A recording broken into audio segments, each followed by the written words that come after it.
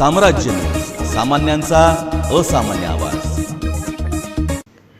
महाराष्ट्राचे मुख्यमंत्री एकनाथ शिंदे आणि उपमुख्यमंत्री देवेंद्र फडणवीस यांची निवड झाल्याबद्दल प्रभाग क्रमांक 3 भवानीपेठ घोंगडे वस्ती येथील असलेल्या नगरसेवक सुरेश पाटील यांच्या संपर्क कार्यालयासमोर भारतीय जनता पार्टी आणि शिवसेनेच्या वतीने जल्लोष आणि खाऊवाटप कार्यक्रम करण्यात आले। महाराष्ट्राचे मुख्यमंत्री एकनाथ शिंदे आणि उपमुख्यमंत्री देवेंद्र फडणवीस यांची निवड झाल्याबद्दल हार्दिक अभिनंदन। तसेच सोलापूर शहर आणि जिल्ह्यासाठी 3 मंत्रिपद द्यावेत अशी मागणी भारतीय जनता पार्टीचे माजी नगरसेवक तथा सभागृह नेते सुरेश पाटील यांनी केली।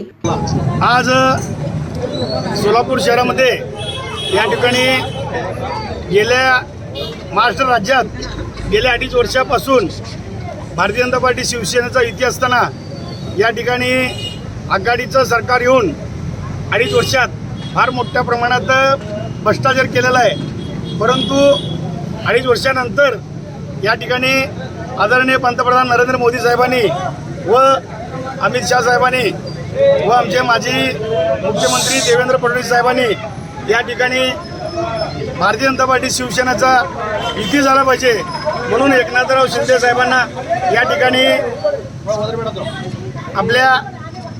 आपल्यासं करून जे बाळासाहेबांचे कट्टर समर्थक आहेत शिवसैनिक, तो रिक्षावाला आहेत, त्या रिक्षावाल्यांना या ठिकाणी घेऊन भारतीय जनता पार्टीने जसं देशात चहावाला पंतप्रधान झाला आहे तसं आमच्या राज्यात आज रिक्षावाला मुख्यमंत्री झालेला आहे। आज खरोखरच या महाराष्ट्राला आणि देशाला अभिमान आहे। जो हिंदू ईद की बात करेगा वही देश पे राज करेगा अशा पद्धतीचं या ठिकाणी ब्रीदवाक्य घेऊन चाललेलं या देशाचे पंतप्रधानांनी या ठिकाणी सत्तेचं आमिष आमच्या काही लोकांना असताना सहित या ठिकाणी शिवसेनेचा मुख्यमंत्री केला एकनाथराव शिंदे साहेबांना आणि उपमुख्यमंत्री आमचे देवेंद्र फडणवीस साहेबांना करून या ठिकाणी राज्यात नवं सरकार निर्माण करून भारतीय जनता पार्टी हे सच्च्या कार्यकर्त्यांची पार्टी आहे।